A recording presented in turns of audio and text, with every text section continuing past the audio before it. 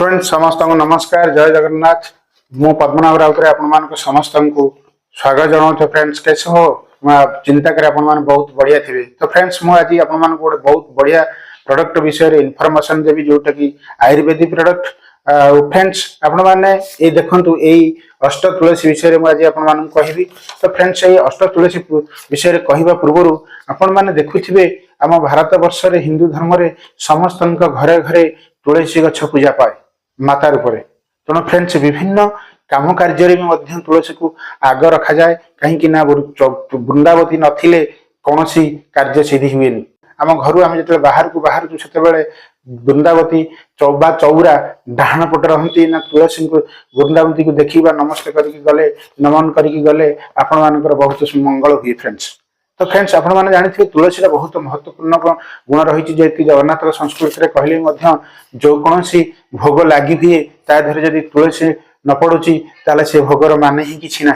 तो फ्रेंड्स तुलसी बहुत महत्वपूर्ण किंतु जमती आम भारतीय परंपरा रे तुलसी बहुत महत्वपूर्ण सेमती आपणकर आयुर्वेद स्वास्थ्य मनुष्य स्वास्थ्य आयुर्वेदिक हिसाब से तुलसी बहुत भरपूर मात्रा औषधीय गुण भरी रही। तो फ्रेंड्स से औषधीय गुण भी बहुत गुड़े औषधीय गुण भरी रही जो औषधीय गुण गुड़ी आम मनुष्य शरीर पर बहुत जरूरी कहीं ना। फ्रेंड्स आमे आग काल रे देखी जानी आपण समस्ते केबे क्या ठंडा ज्वर काश हेले कहीं केबे मेडिसिन व्यवहार करती नहीं।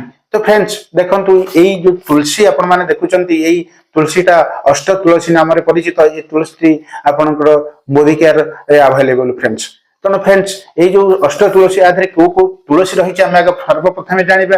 प्रथम रही राम तुलसी, श्याम तुलसी, कपूर तुलसी, अरुण तुलसी, आपणकर निंबू तुलसी, बाम तुलसी, मंगुल तुलसी। यापर 8 प्रकार तुलसी रही। फ्रेंड्स तेणु यही 8 प्रकार तुलसी सम्मिश्रण रे यही आयुर्वेदिक तुलसी ड्रप तैयारी करा जायछि। ये तुलसी ड्रप टी होउछि आपणकर तुलसी रे एंटीबैक्टेरियल, एंटीवायरल, एंटी एजिंग प्रॉपर्टी रही है। बहुत इम्यूनिटी बिस्टर शरीर को रोग प्रतिरोधक शक्ति प्रचुर परिमाण में जोगाई थाए।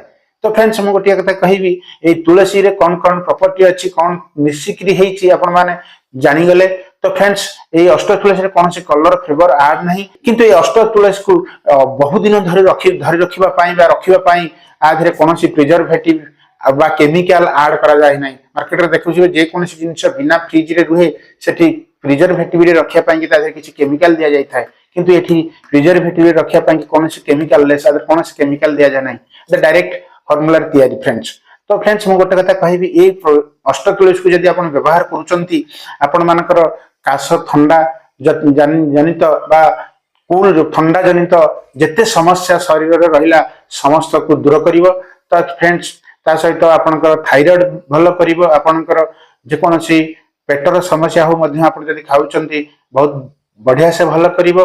दीर्घ दिन धरी काश लागि रहउची, लंग्स प्रॉब्लम अछि, काश लागि रहउची मध्य तुलसी व्यवहार करंतु बहुत बढ़िया भल काम दबा आपण मानक पई। तेणु फ्रेंड्स आपण माने मध्य एई तुलसी ड्रॉप नै आपणक घरे निहाती रखंतु कहीं ना विभिन्न समस्या आपण समस्या आपण मुक्ति पाइबे। जोटा कि आम जिते बड़े आम ठंडा काश ज्वर हुए आम से कौन करूँ मेडिकल पलाऊ मेडिकल रु मेडिसिन किणी एलोपैथिक मेडिसिन किणी आनी आम घरे व्यवहार करूँ जोटा कि आम पार्श्व प्रतिक्रिया थाए। तो फ्रेंड्स जदि यही तुलसी आम व्यवहार करवा आयुर्वेदिक मोदिकार तुलसी अष्ट तुलसी व्यवहार करवा ताले आमर कौन सी शरीर रे एंटी फंगल, एंटीवायरल आउ एंटी एजिंग रो प्रॉब्लम रहिबो नाही। फ्रेंड्स आपण को समस्त को गोटे कथा कहबी आपण माने ए अष्ट तुलसी व्यवहार करंतु आपण को शरीर खुशी सुस्थ रहू। भगवान आपण मंगल करंतु। जय जगन्नाथ।